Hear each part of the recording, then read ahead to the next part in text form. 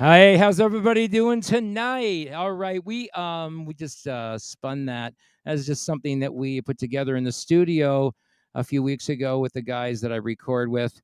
It's a song called "For You," and it's coming along. Anyway, we've got a great show for you tonight, and I want to get right into the thick of things as quick as we can. A lot of really, really great things to talk about tonight. My buddy Sean is waiting in the wings. Sean McKenna, how are you? I'm great. How are you? I'm doing good, man. I'm doing great. We've got a great show lined up tonight. We've got Lorraine Lewis from VIXEN and a whole lot of other great musical places that she's come from, and an awesome singer. Been around a while on the circuit, and man, those guys are just tearing it up right now in VIXEN. I saw their live show in Wacken. It was killer. Oh yeah, they it's not that the whole Lorraine and I talked last year, and it's not they're good for girls, they're good period. I've always liked the band, and I said when we were setting this up, she's somebody that slid in and replaced an original member like nothing happened, and she's also extremely smart and savvy businesswoman. So Yeah. this will be a fun chat. Yeah, and that's the one thing that I really loved about watching the band was they're all business, man. They get down to it, and they really, enjoy themselves up there on the stage, but they really play so much to the fans, and they were so well received.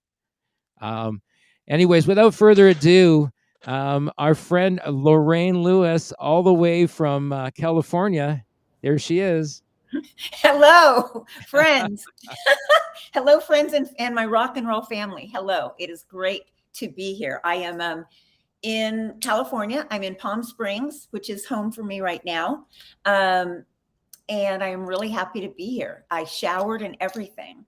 So we are so happy to have you here. And we got a lot of questions for you tonight, and kind of want to know too, what one thing do you want people to know about you that you think is really important when you think about networking with your fans? Well, there's like 10 things that go off in my brain. Okay. The first thing that I think of is I'm single.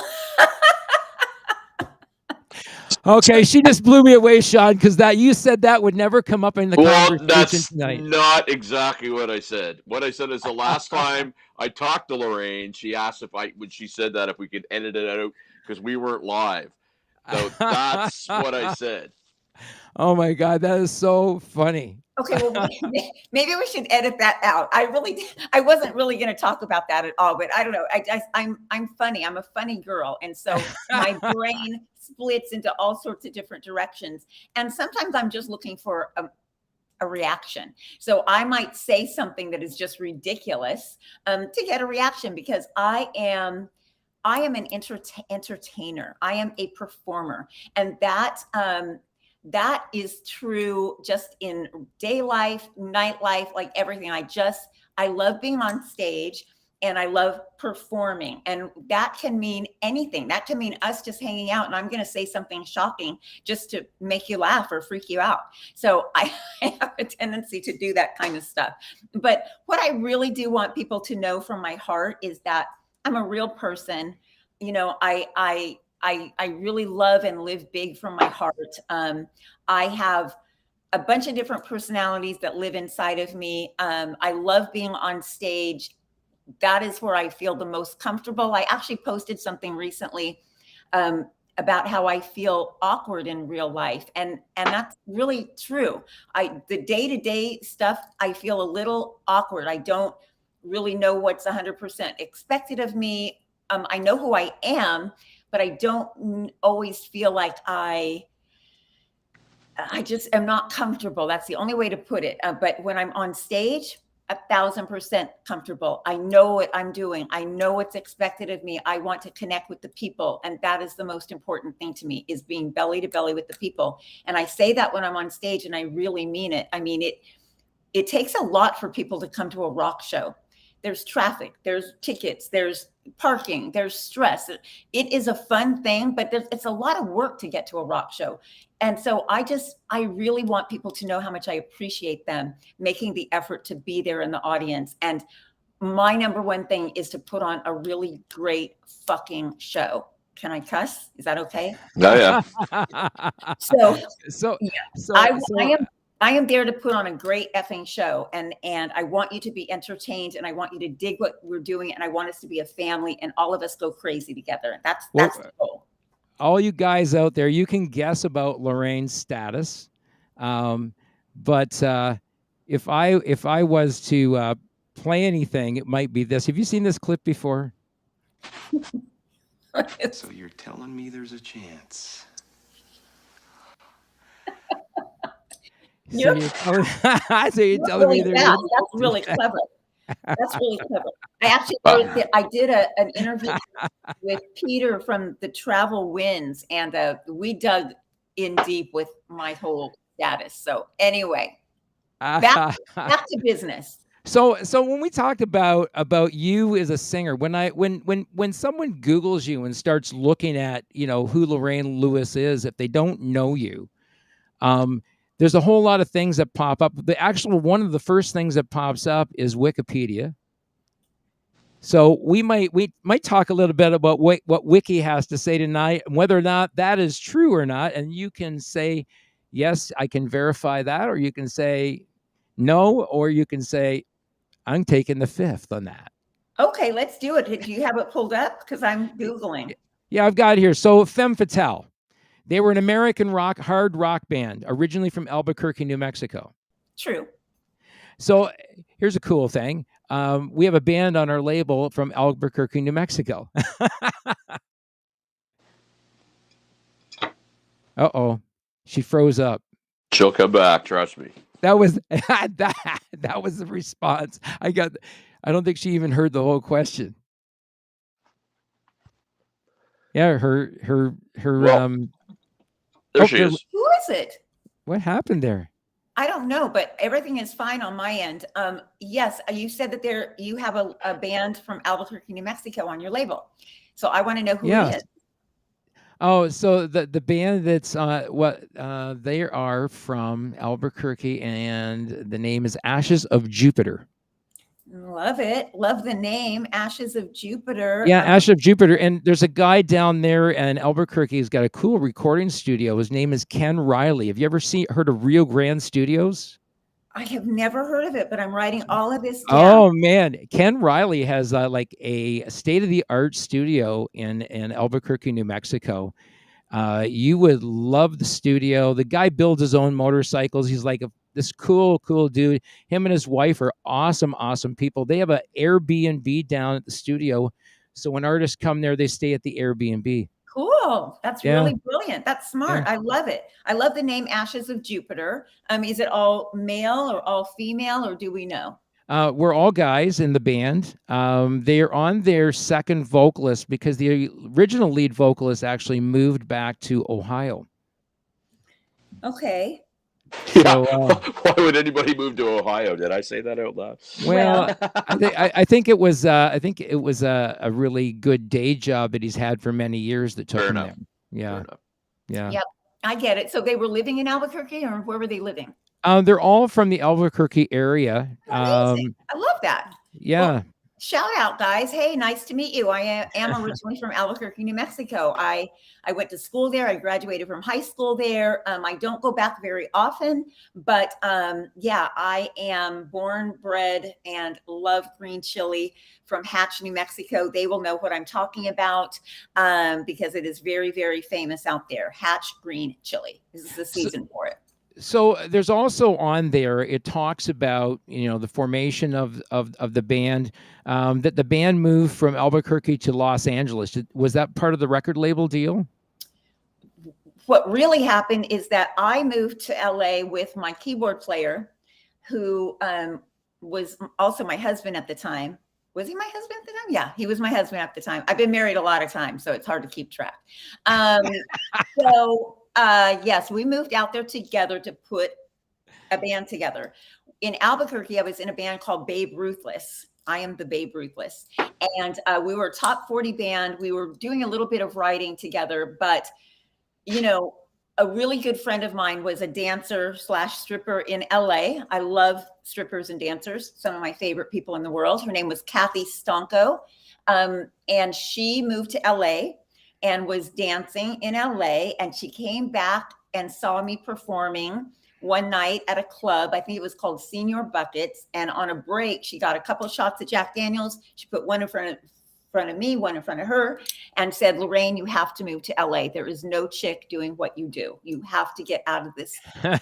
You need to go to LA."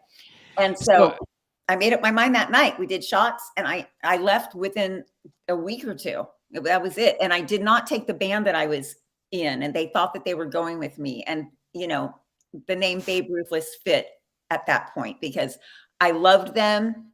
I just didn't see us getting a record deal together. So I had to say goodbye. And so that was a hard decision, but an easy decision at the same time. But right. So the original band that you were in was Femme Fatale. Well, in Albuquerque, it was Babe Ruthless. And then the keyboard player / husband and I moved to LA to put Femme Fatale together. Okay. And we started putting out ads and getting Music Connection and all of that stuff and trying to find players. I just had a vision of great looking guys with great hair and could really rock. And so we started putting out ads, and people would come to the door of our apartment, and I would look out the peephole and I'd just be like, "Oh, that's not it." I wouldn't open the door. That's for reals. A lot of, like, in the 80s, there was 80s rock and there was 80s like rock / metal, I guess. And so a lot of 80s rockers looked like the Thompson Twins or, those bands like Flock of Seagulls. And that was not my jam. I love those bands, but that was not the look and not the vibe that I was going for. I wanted some meaty, beefy dudes that looked like rock gods. That's what I wanted. And so we just hit the pavement trying to find that and couldn't. So then I finally just ended up calling my brother, who is a bass player and amazing and had all the hair, and the chicks love him. And I called him and I said, "You are moving to LA and you're going to be my bass player." And that is that. And then I said, and there's another band called Dirty Blonde, and the guitar player Bill D'Angelo and the drummer Bobby Murray are going to be my guitar player and my drummer, and you're going to tell them. And so that's how it went down. So I basically just stole them and handpicked them. I got paid back later when Alice Cooper took Nita Strauss from Femme Fatale, but that's okay. So, you know, what goes around comes around, people. But it's okay. So I did put the band together with my brother and Bobby and Billy, and that was my band. And we hit the ground running when we got to LA, and it happened really fast. That's how it went. And that band was called? That was Femme Fatale. When we that was Femme Fatale. Now, did the lineup change in that band at all? The lineup did change, but not once we got to LA. No, in Albuquerque, me trying to figure out what Femme Fatale was, that changed a lot. Kim Turner was our bass player, a guitar player. Gosh, it's been so long. Robert, there were a lot. I was trying to figure out the look and the sound of what Femme Fatale was. Okay, so you guys went along like that with guys in the band with you as the front person in the band, right? And then somewhere along the line, at least this article says that you reformed the band in 2013. Oh, I did. Yeah, I did, with all females. I did, with all females. So, you know, life takes its course. We got the record deal back in '88, and we did all that. It was amazing. MTV, all of this stuff. And then life happened, and I, you know, got married. I had a flower shop. I mean, I've done every job in the world.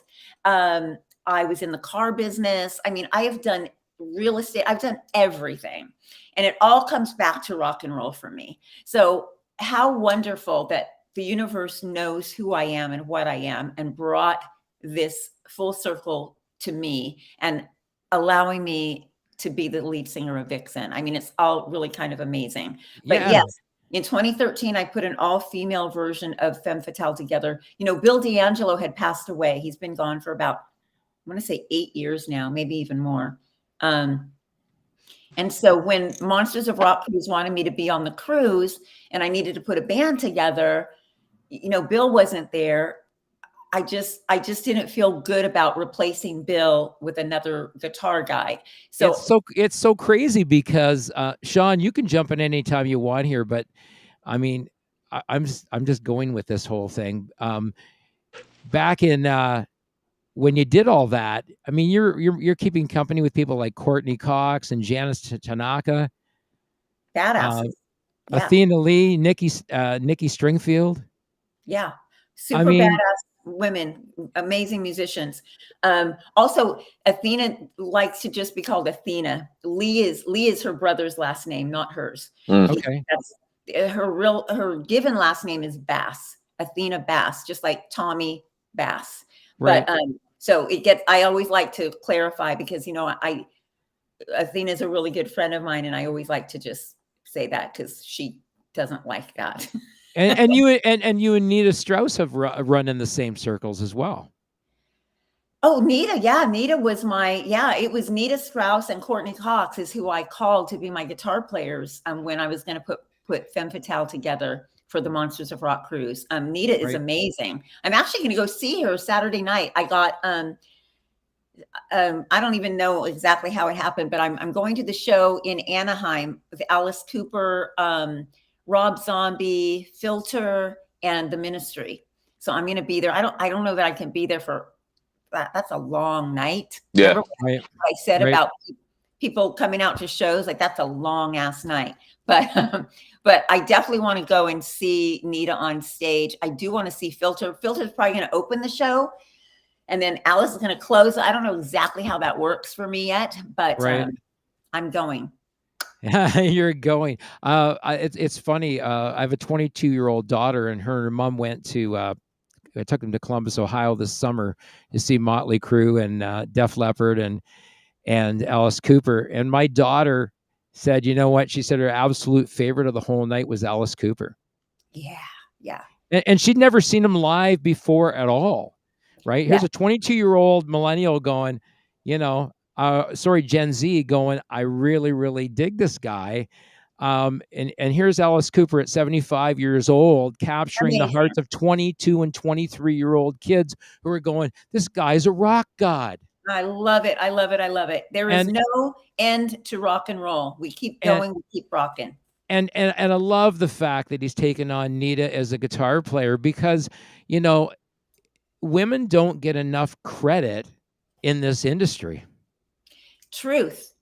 Look at what's happening right now with the Rock and Roll Hall of Fame and all that stuff that's going on with, Yeah, it's crazy. Did you ever brush elbows with the guys in Helix?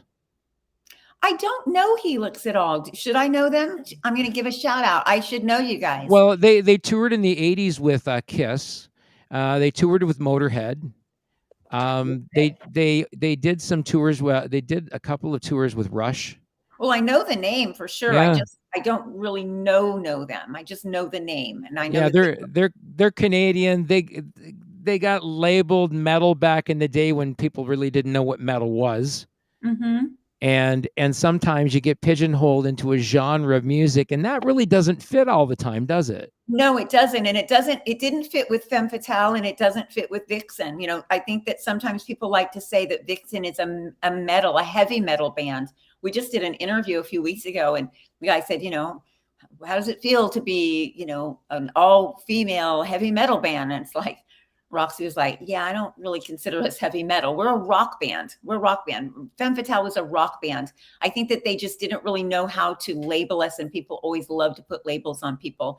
And I think that, when you put studs on your jacket, you're metal. And it's not always the case. I mean, I like spikes on my clothes, and I like spikes on my high heels, but it doesn't necessarily mean when I put on my high-heeled spikes that I am a metal girl. It just means that I'm fancy.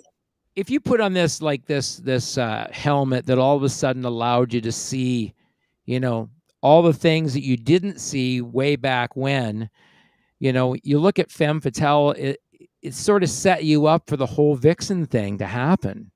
Of course. Yeah. I mean, I feel so grateful and so fortunate. I mean, 34 years later, I still get to rock and roll on stage. Like, how fucking cool is that? It's really cool. The girls are amazing. Roxy is an amazing drummer. Obviously, the original drummer, she's keeping the legacy alive. I'm honored that she asked me to step in and be singer. Britt Lightning on guitar is phenomenal guitar player, super fun to hang out with. Julia Lage, now we've added Julia. Julia is such a badass on bass. I mean, you have to be a badass to be able to play with Richie Kotzen. It's really great. I love seeing the walk-in concerts on YouTube, because they're so well filmed, and they show so many great angles of the artists. And I was watching your performance, and I couldn't get over just how connected you all are. Yeah, 100%. Yeah, we have each other's backs. We are a girl gang for reals.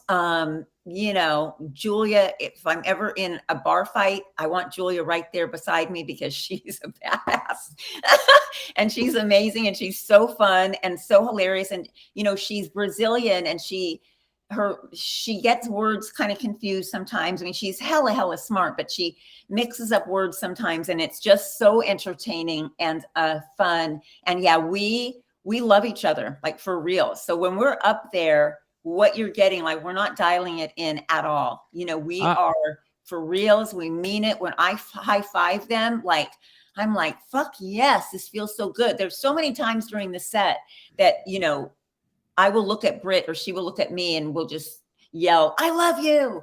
And we do that a lot. And it's just our way of connecting with each other and recognizing just how badass each of us is, and how much fun we are having. I mean, this is truly my best life ever. And it's really, really phenomenal to be able to do this and have so much fun, and no drama, just fun. Yeah. Yeah, and as a band, what really, I guess, really struck me, as a band watching you up there, there's a song that you did, and forgive me because I can't get the title right, but it's about love. Is it Love Made Me? Yeah, I think it's Love Made Me. It's a little bit way into your set, and it was so well done live. I mean, it was like real. That was probably one of your best. That was a great vocal performance. It was a great band performance. I love the tune, and when I listened to it, it was like, okay. I mean, Vixen was always sort of classified as a glam metal band back in the day, but I think you guys are so much more than that. I mean, I hear little bits of prog rock mixed in some of your arrangements, and and the delivery of the vocals, the same thing. There's a prog rock delivery to some of the vocals where it's a little bit deeper than metal even. Oh yeah.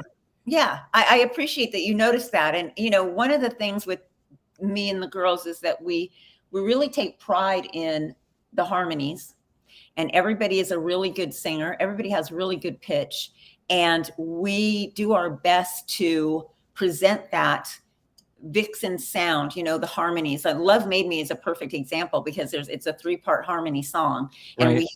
we hit it right from, I think we get like a chord, and it opens up a cappella basically. Yeah, I'm proud of that. That's a really great song to perform. It feels good, and it's one of their best, one of Vixen's best songs for sure. I think it was co-written by Michael Caruso, who I've been just met on Instagram amazingly. And he had seen the performance at VIXEN as well, and was really, really proud of us. And that felt really good. Right. Yeah. Cool. If you're watching us live, the chat room is open, so you can pop your questions in there. If you got any questions that we can pass along here. I mean, I've got a bazillion of them. Sean, you've interviewed this lady before, so I think that's why you're just kind of like being a real gentleman tonight, right? Well, yeah, no. That. Well, what's the Ken's just like and He's not really giving you a chance, is he? That's all right. Well, he's looking for the salacious zinger. And you had a post. I don't know if you posted that, I think, earlier today. And basically the message, I won't read the whole thing, but it's you guys you ladies like to sign memorabilia, and you do it as much as you can. That I'm assuming that was at the end of a show. That was at the end of the show last week in where were we? Salt Lake City. Okay. Salt Lake City, Utah. And yeah, it was at the end of the set was done. The girls had already left, and I try to touch the people. We all do, but I don't have a bunch of gear to get off stage, except for the furry animals that are on Roxy's drum kit. I'm responsible for those. But people were yelling my name, and there was a guy that had the new single. He had a banner for the new single, and it was and he was waving it during the set. And people often do that during the set, which is kind of interesting, because I'm performing. People, I love you. I'm performing. Mm-hmm. Like, people often will have the Sharpie right there, and I've got my mic, and I'm like, I don't want to disappoint anyone, but I am here to rock and roll, and I want to sign that item, but I have to wait until later. So I kind of signaled him like, later, and so he waited, and I grabbed it and I signed it for him, and then he also had me sign a guitar as well. But yeah, I will sign anything. I will sign anything, and I have. well, so here's what I like about that, because I mean, I know I play myself, and it takes you a while to get ready, and you have your routine, and then you go and you play, and then sometimes the last thing you feel like doing is you want to go and sit down or grab a drink. That looks to me like you just came off the stage, or within a couple of minutes. You're obviously dressed to perform. So that says a lot about, if somebody ever said to me, Lorraine Lewis, no, she's a real deal, man. She signs stuff after the show. You're very cordial when when we ask you for an interview. So I think that goes a long way. And obviously for the brand, sure, you posted it, but I've talked to other people that say when they've met you, there's none of this kind of 5 feet of personal space. You're pretty much what you see on Instagram or whatever is what you are. So that must feel pretty good. Thank you. I love that you say that. I actually kind of got chills and a little bit teary-eyed. I like it that people, can recognize that, I'm just like you guys. I'm authentic, and I fucking mean it when I say I'm happy that you're there. Like I say, it takes a lot for people to come to a show, and I understand it. And, hell, if you've got something that you've been holding on to for 34 years in your flipping basement that you want me to sign, like, hell yeah, I'm going to sign that. Because, man, I get it. I'm a fan of music as well. So I would love that people would say that I am genuine, and that would make me very happy, that they wouldn't think that I am some egoed out maniac. Although, I mean, 180. I'm a performer. I don't usually talk before a show. People could probably misconstrue that as being stuck up, but the truth is I'm saving my voice for the performance. And I have a tendency to get very excited when I meet people, or I do that a lot, or so I do not do that before a show, because I want to give the best performance that I can give. And so you might see me before a show and I'm not going to say anything. Even at meet and greets, I don't really talk a lot before a show. And so I do want people to know that. I am going to say hi to Lisa Davis. Hi, Lisa. I see a Lisa couple. says hi, Lorraine. I'll put it up there. And hey, Peter, I want your autograph. Oh, he wants your autograph, Sean. Oh. Fun interview. And Keith also says hi from Thunder Bay. Hi, Keith from Thunder Bay. Nice to meet you guys. If I could give Lisa a shout out, Lisa's actually my moderator on Barstools. She does an amazing amount of work for the benefits are okay and the pay is sucky, but she keeps me out of trouble. And she's a huge fan, Lorraine, not only of you guys, but of music, and supports local and whatnot. So I'm glad that she got on there and said hi. Hi, I'm glad that she did. Yeah, I love it. You see that? Look, hi, Lisa. We're all being very kind to Lisa. Look, I'm sure that Sean is a handful. It's like you know me. It's like you know me. So are you guys? You have any more shows for the rest of the year? Because I was starting to get the sense that maybe you guys are maybe winding it down. We are winding it down. And here comes back to the whole thing of me being uncomfortable with being who, like real life stuff. It's like, oh shit, I'm not going to be performing for a while. Who am I? So it's going to get a little interesting. But I'm actually welcoming the time off. We have a show in October in Mulvane, Kansas. And then we have December 1st in Mexico City. So those are our last two shows of the year. But we already have been getting calendar updates for 2024, and it's rocking. It is rocking. Oh, wow. Good for you guys. 2024 is happening already with our booking agent, Sullivan Big, and our manager, Larry Moran. They just messaged us a couple days ago. Right. The exciting thing, though, that's going to be happening while we have downtime is that our new single is coming out on October 2nd, which we are naming Rocktober 2nd, the new single from VIXEN called Red. That's the name of the song. It's called Red. That's why for the last year, we've been wearing red this and red that and red lipstick and red. Everything is red because we have a new video and a new single coming out. And I'm so effing excited. Oh, very cool. So 2 weeks from today, I believe it is. Yeah, baby. Straight from Miss Lewis's Miss Page. So, and Ken, I'm going to tell you a funny story. VIXEN played up not in my neck of the woods, but they played New Brunswick, and I had no idea. I was actually playing myself somewhere, and their limo driver, who's a good friend of mine, posts on Facebook. I'm like, what? It was my friend Rock up in Bathurst, who drives a lot of you folks around. But any plans to get back up to Canada, Lorraine? Oh God, I want to go to Canada. I love Canada. My sister's actually there right now. But I will say that the last time I was there, my 27,000 follower Instagram account got hacked. It was last September 8th. I remember it to a T. It's been a year. I had to start over. Now I have almost 9,000 people, but I lost a good 20,000 people. So I love Canada. I love the people. I don't like that I got hacked when I was in Canada. Where were you when you get hacked? Do you remember?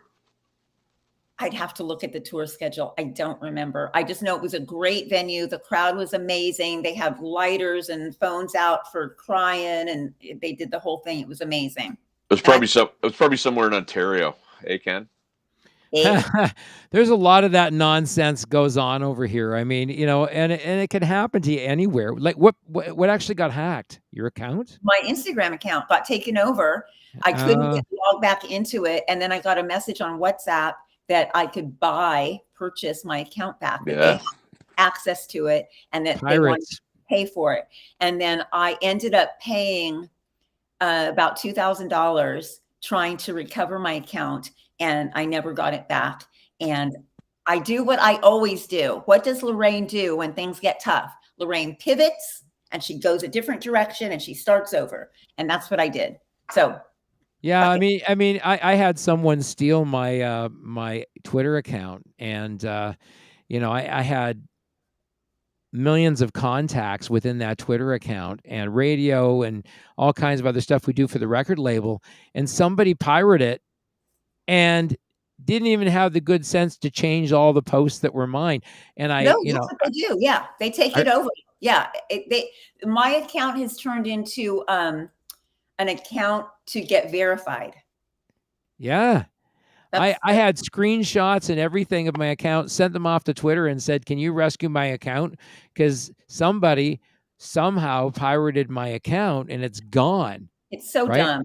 It's so frustrating. Well, what is equally as frustrating, in my opinion, is to get catfished on Instagram. And I just got catfished. This really good looking guy messaged me. His name was Kelvin. Gorgeous photos, like hunky, said he was military. He was going to training camp tomorrow. Really coming on strong. I was bored, so I messaged back. And, and he told me I was gorgeous and all this stuff. He didn't know anything about me, which I thought was suspicious. Because if you're on my page, you usually know about music, but he didn't know anything. And I was kind of bratty because I've been catfished before. And so I just said something like, you should do your research about me. But we kept the conversation going. And then he told me that he wanted me to be his girlfriend. He started calling me Flower. Okay, Flower, I'm going to rest my head now, Flower. And then, so then he asks me what my favorite movies were. And I really like it when gentlemen want to get to know me and find out my favorite movies. And I'll tell you what they are. My most favorite movie of all time is To Kill a Mockingbird. My father, who is not here anymore on the planet, was a combination of Fred McMurray from My Three Sons and Atticus Finch from that movie. So I love that movie. It's about justice, and it's about freedom and hope, and not seeing colors in people and not seeing differences. And I love that movie. And that's very much who I am as a person. I'm very idealistic. I don't, I love everybody. Doesn't matter the color of your skin. So when you think about who you are as a person, how does that affect your music writing? There's actually a question here that someone posted. Peter James says, Lorraine, how do you approach songwriting? Do you keep notes? Do you say, we are going to write the song in this session? I love that. Hey, Peter, nice to meet you. Thanks for the question. We all do songwriting differently. I work a lot with Britt. We do a lot of stuff together, but I am a guitar player. Britt is a way better guitar player. I'm just kind of a rhythm player. But yeah, I've got my guitar out right now in the living room. I'm working on a new song. But I approach with melody. I start with melody first. I do write things down if I have a catchy idea. But I pretty much start with a melody that I can't get rid of. I'll wake up with a melody in my head and I get my recorder and I'll lay it down. I recently, it's going to sound like I'm just so boy crazy, but I recently had, I really kind of am, but I recently had a first and only kiss with someone, and it was so magical that I wrote a song about it just recently, and the song is called Fire and Gasoline. Wait, is it Fire and Gasoline? Sorry, Gasoline and Fire. The lyric is basically, I ain't no liar. When we kiss, it's like gasoline and fire. And ooh, I just got chills. It's a really cool song. So, but yeah, the melody, the lyric, all of that just kind of comes from just starting with a melody, and then I put it together, and I can't wait to record that one. So that's so cool, because look at that photograph. Yeah, that's us. That's right off your website. Yep. You got some tour dates coming up. You've got you're touring right till the end of the year, and then you got stuff starting in as early as March in Miami. You guys are playing Monsters of Rock Cruise again? Yes, we love Monsters of Rock Cruise. I cannot wait. Oh, I can't wait. That's probably going to kick it off. I mean, we usually start in March. I mean, it'd be great to get some February dates, but yeah, we'll kick it off in March. Things are winding down, but I will say that the website is going to be completely different as of October 2nd as well. We have it's a brand new look. It's all about the new song. Everything is different photos, different vibe. And yeah, we're gearing up for all of that. So do you have a very short lyric line from Red that would be a tagline for people? Oh, I'm going to get in trouble. Don't let the cat out of the bag. But if there was a word in Red that you want people to pay attention to, buttons. All right, there you go. There you go. There's a random word, buttons. Pay attention to it. Pay attention. Look for it.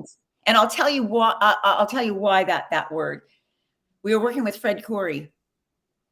Produced it, and that word buttons, he wanted me to sing it a certain way, and it was not easy to sing it the way that he wanted me to. So buttons sticks out for me because buttons. I mean, say buttons. It's a how do you say buttons and mean it? Well, and it depends what kind of buttons you're talking about, right? Oh no, Ken, keep her on the up high here, bud. I'm talking about pushing people's buttons. Yeah, that right. It could be about that, right? Or it could be real buttons on shirts. It could be buttons on clothing. See, I have not revealed anything. It could be about a fuzzy navel. I mean, come on, belly anything. Button with fuzz in it, right? There you go. But yeah, buttons. And I had mentioned that before. I did an interview with Sam Wall, and I talked about buttons. I mean, he just this way. I was like, dude. So who's responsible for this release then? What do you mean responsible? Is it being released by the band, or is it being released by a label? It is being released by the band. Yeah. Okay. And now, is the band currently under a label? We are not currently with a label. Right. So it is VIXEN Inc. I don't know. It is, independently released right now as of now. But we have a lot of other songs in the works. We were in the studio together in Boston. I presented, we've got another song. Like, I wish I could say names of things. I just don't want to give away too much. So, but yeah, we were in the recording studio in Boston and laid down a song together as well. And, the challenging thing for us, and it's probably like this for all bands, is that we don't all live together under one roof. Right. We're in different places at different times. And wouldn't it be grand if we could all be in the same place at the same time at an Airbnb or a studio like Rio Grande Studios in New Mexico, and lock us in a room for a month or two? That would be glorious. There's a real cool studio that's actually here in Ontario. It is a multi-million-dollar facility, and they actually have the Neve board from Apple Studios on Abbey Road. Oh, wow. That's And amazing. yeah, it's an amazing studio. It was designed by, I can't remember who the guy that was that designed it, but they've won all kinds of awards from that studio with their recordings. Well, let's go there. Make it happen. And they actually have a place for the artists to live upstairs. Yeah, I love that. That's like old school style. I would fucking love that so much. Yeah, it's a massive compound, and the different thing about it too, it's on the native reserve, which is really, really cool thing. It most people don't even know, but it's like a hidden gem in Ontario. And the fellow that built it was a real fan of music, and he was a millionaire. And he said, how much do you need to build me this studio? And Wow. yeah, so they've had some really, really cool people record there.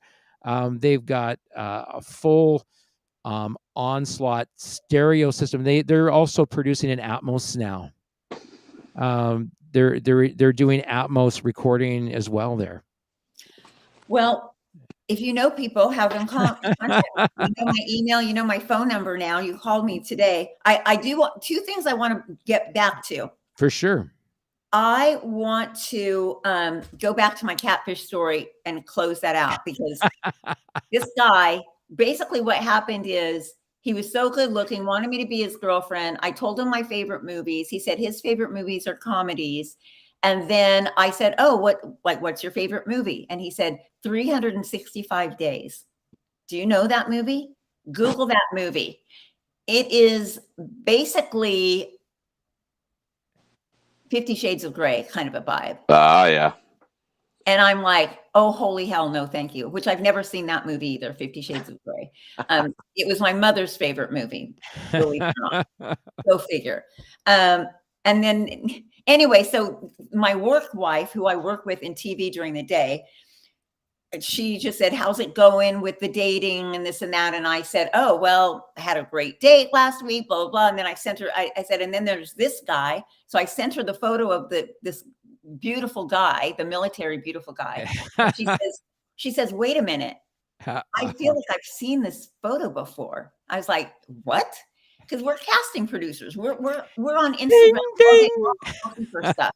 And she says, yeah, I'm pretty sure I've seen him before. She said, are you being catfished? And I said, I don't think so. Anyway, she sends back another account, a screenshot with this same guy's pictures all over it, different names. Oh, God. So I got catfished again. So what is catfishing? What is that?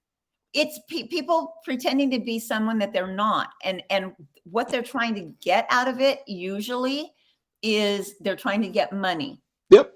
In other words, they're trying to win your trust, and then either they have a way of hacking into your accounts, or they're going to eventually ask you for money. They're in a bind.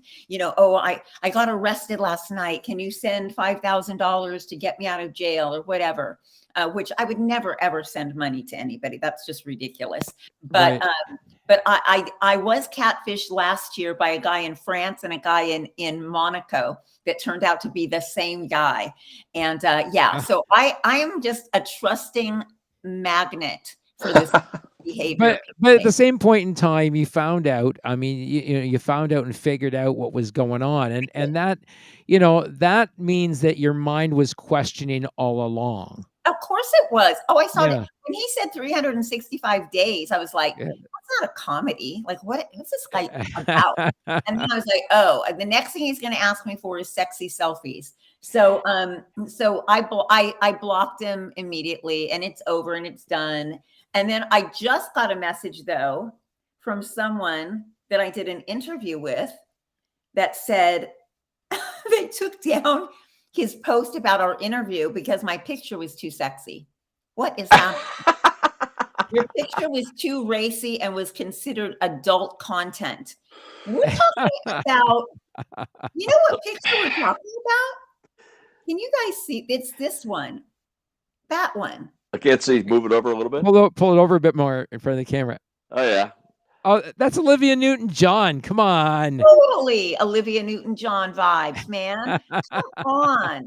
So, So apparently I am a problem. well, so I started my podcast. It was a COVID thing, right? It was like couldn't play, whatever. I was doing a radio show, and I figured, what the heck? And one of the things that I always wanted to pride myself on, I never wanted to be Chris Farley with the skit with Paul McCartney, right? So, but the other thing was I never, right? And if people haven't seen it, Google it. It's funny as heck. But I also never wanted to be the guy who did something like that, where if I went back to a Lorraine Lewis for another interview, she'd be like, "Eh." It's just, I mean, I'm not properly trained as a journalist, but I know how to talk to people and I know how to show people respect. And unfortunately, a lot of people in this business don't do that. I agree. You know, I think Lorraine, that we'd love to have you back on the show because you really do emulate a lot of different things, and we just barely got into, you know, a bit of who you are, right?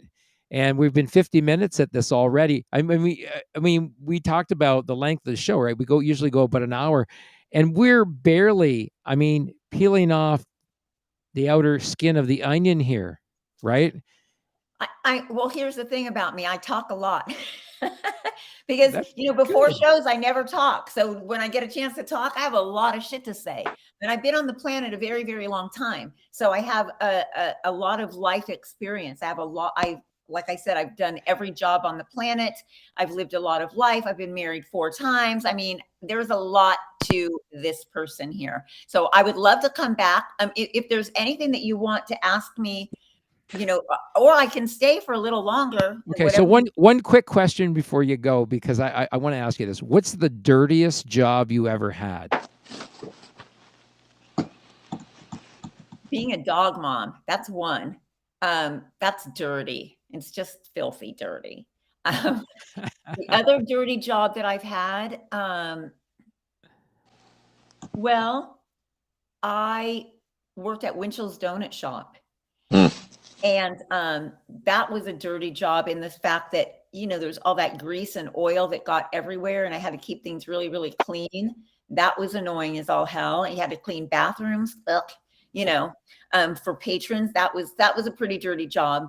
And side note, am I going to say this out loud? It was years ago. Another part of the dirty job is that the manager there had me skim money off the register every day for him. I got that job when I was 14 years old.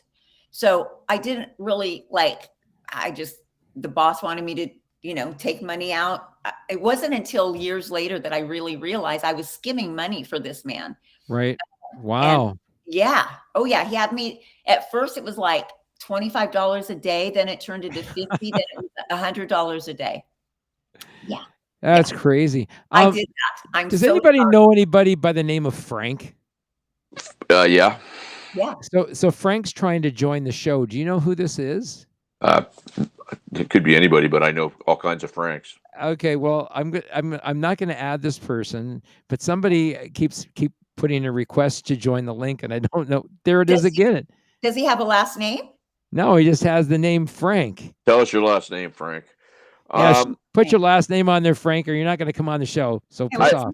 I have a question. I have a question for you, Lorraine. And I've talked when I chat with you last year. An awful lot of people in the music business tend to also be in, film and TV. So a friend of mine that I get to know through interviewing him is Sean Duncan, drummer from LA Guns. He works in film and production. And it's so funny because I'll talk to him. He's like, I got to go out and tour and see if I can get vacation and all that stuff. Do you find it hard to juggle those things because you guys are playing it a lot? Your schedule is crazy. Do you find that hard to juggle? First of all, I'll say I have the best company that I work for, Renegade 83 Productions. You would know them from the hit show Naked and Afraid on Discovery. It's one of our biggest shows. Yep. Amazing company. I've worked with them for 8 years. They get me. I work in the casting department. My boss's name is Peter Higgins, and my colleague, I call her my work wife. who is the one that revealed that this guy was catfishing me. Her name is Jillian. And we have been the A team at the company for years and years and years. Peter knows what I do. He respects what I do. Is it hard to juggle? Oh, hell yes, it's hard to juggle. However, we are a great team and we work together and we make it happen. The biggest thing with us is that we work so well together. We get the job done. So there's never an issue of like, oh, where's Lorraine today? Is she picking up the phone? Whenever I'm on the plane, I always pay for Wi-Fi. So I can always answer a question from an executive when I need to. When I get to the hotel, I have my laptop out and I'm conducting interviews. I mean, some of the times when they look at the raw, when the execs look at the raw, I'm full on, like I'm getting ready to go on stage in an hour and I am full on, macked out, eyelashes and all of it. And then other times I will have just gotten off the plane and my hair is in a ponytail on top of my head. And if they're looking at the raw, they're like, you know, but nobody ever complains. My nickname at the company is I am the closer, and they bring me in close. When there is a cast member that is having cold feet about moving forward, they bring me in to talk with them. And I love that I get to do that. And that just, it makes me feel that they respect me, they love me, and they know that, you know, again, it comes back to being belly to belly with the people. I know how to talk to people because I'm a person. Sean, same thing with you. You get interviews and you know how to talk to people because you're a person. You know how to talk to people as a person, you know, not, you know, you can, same thing. It's not like you're not trying to get a sound bite. You're not trying to get over on them. I'm genuinely trying to talk with these people and meet them at their level, which is we are people. And so let's talk through this. If you're having cold feet because you're worried that you're going to say some stupid shit on camera, let's talk through it. And don't say stupid shit on camera.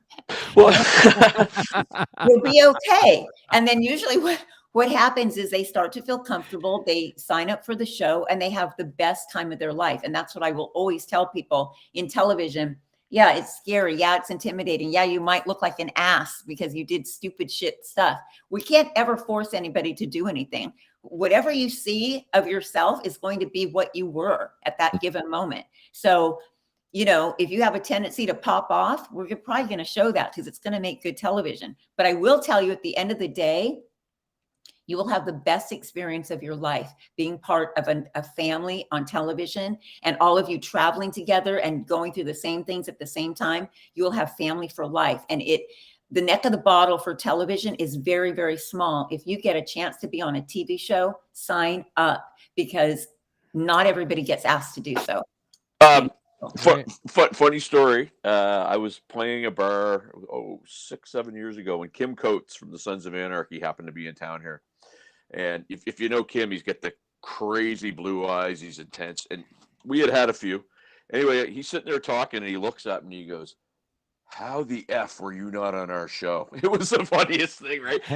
and true story. And, you know, and so I joke around now. I'm Sons of Anarchy season 3, Thug number 2.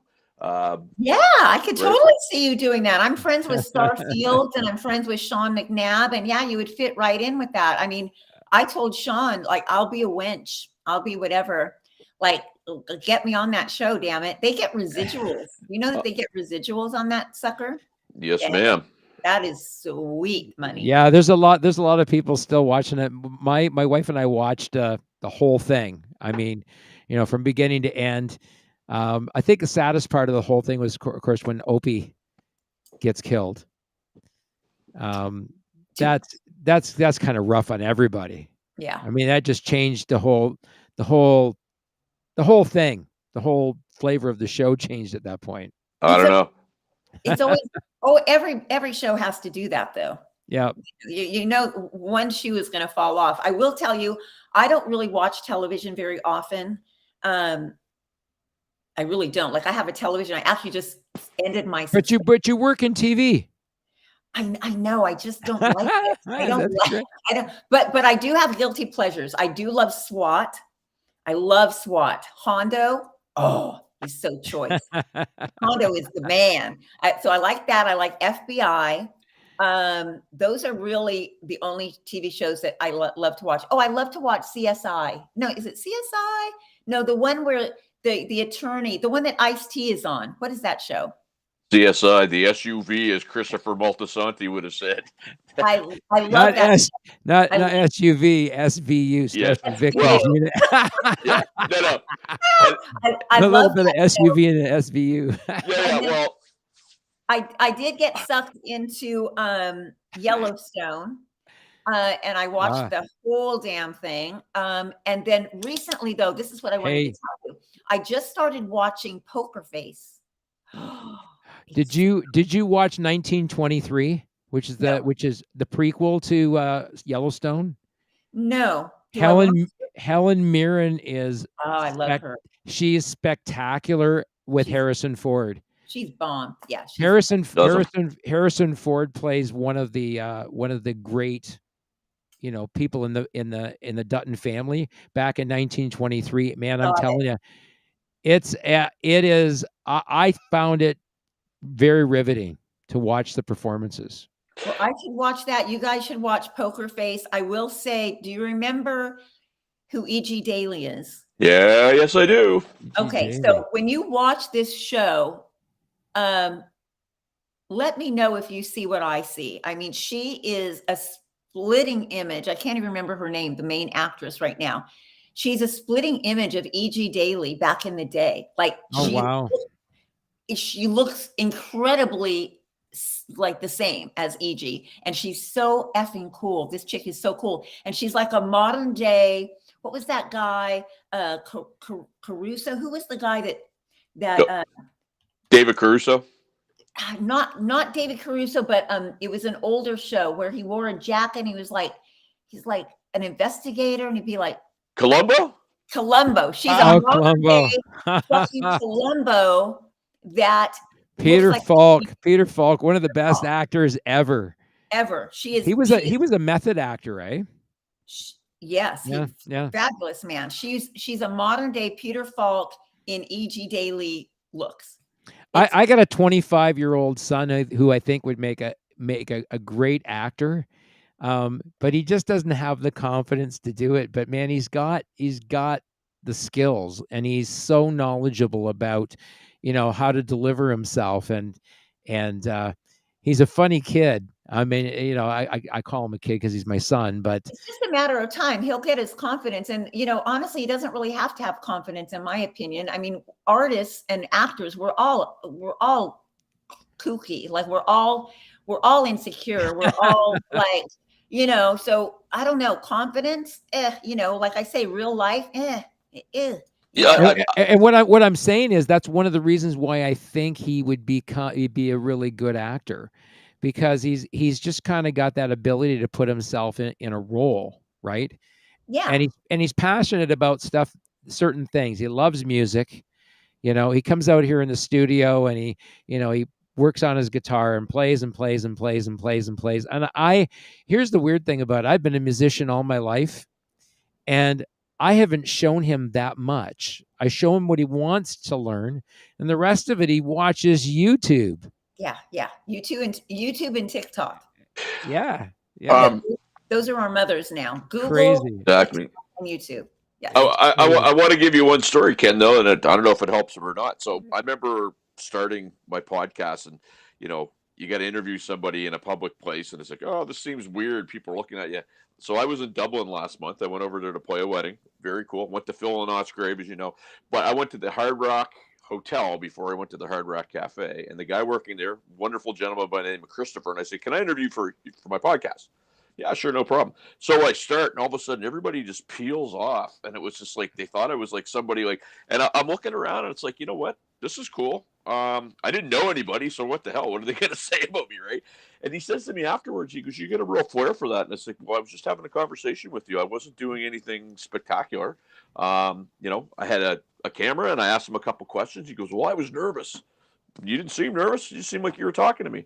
So that's kind of, I think you got to just treat it like it's hanging out with buddies, right? Right. We're definitely going to have you back on the show, Lorraine. And so just to kind of recap, we've had Lorraine Lewis, who is She does a lot of different things, but she's mostly, in our eyes, in terms of the music piece of it, the front woman for VIXEN. That's right, rocking it out with the band VIXEN, and they got a new single coming out called Red. Watch for that on all download and streaming services, and check it out. I almost started singing it, to be honest with you, just now when you said that. But I will say our show in October at Mulvane, Kansas, we're doing the song in the set. Hell Awesome. yeah. And I challenge y'all, check out the VIXEN official website at vixenofficial.com. You should check that out. Yes, and Instagram is VIXEN_band. Stay away from VIXEN official unless you just want to enjoy some porn. But yes, we are VIXEN_band. VIXEN_band. People tag all the time with the other, and I always have to message and say, that's not us. Well, we're definitely going to have you back on the show, and when just to wind things up, when we were talking about having you on the show, it was me that pushed Sean on this. I said I just saw this band, that just reminded me how good they were, and I saw them perform on YouTube, and it's VIXEN playing at Wacken in July 2023, and you fronting the band, and Sean said, well, I just had her on for an interview. I said, get her on the fucking show. Get her on the show. Well, I mean, here's the thing that I'll say. I've got over 400 interviews on my channel now. I've only had maybe a handful of bad experiences. Most of them in my own backyard, so that's great. But and this isn't just because you're here, Lorraine. Lorraine was great to deal with from the start to finish, and she's great at the follow-up. She's funny, and Ken, she's as advertised. She's every bit of what I said she'd be, right? I really want to thank you for coming on the show, Lorraine. There's a lot of cool things that come out of this. I mean, first of all, we get VIXEN in front of more people, which I think is kind of cool. The other thing is that it helps our brand, helps what we're doing. Sean has been a huge addition to the show. I'm so grateful to have him as a co-host, and I don't give him enough credit, man. He's a great co-host, and he's brought so much to the table. And we got some announcements coming about that in the next little while, eh, Sean? Indeed, we do. Sean is definitely a pro, and he's got that radio voice, which we love, and he's a dog lover, which I super love. And you better keep your eyes on that little doggy of yours, because all right, I have to come grab him. Well, at least it was a real Chihuahua, and we'll just leave it there. So this has been Lorraine Lewis. This is my buddy Sean down below me here. Just like the Brady Bunch. And I'm Kenny. This has been the Indie Show. Remember, I'm Kenny, and you are not. Have a great night, everybody.